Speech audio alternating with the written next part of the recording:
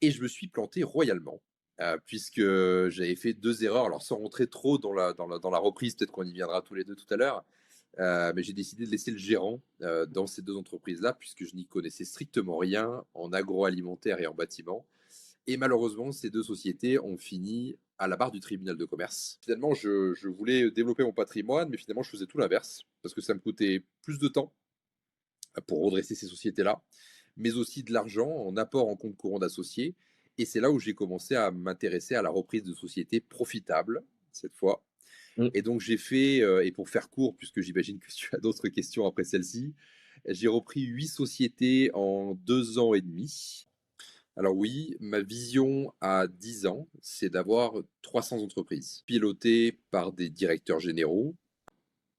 Donc en fait, l'idée, c'est pas forcément d'être à 100%, d'être peut-être à 49 ou 51, mais voilà, de partager le capital avec des membres qui, eux, justement, vont s'occuper de manager les directeurs généraux des sociétés qui rachèteront.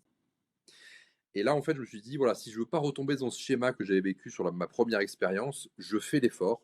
Donc j'ai pris sur ma trésorerie, j'ai embauché ce directeur général et j'ai commencé par la facilité. Puisqu'en fait, mon premier directeur général, qui est encore d'ailleurs en poste, c'est mon frère, en l'occurrence.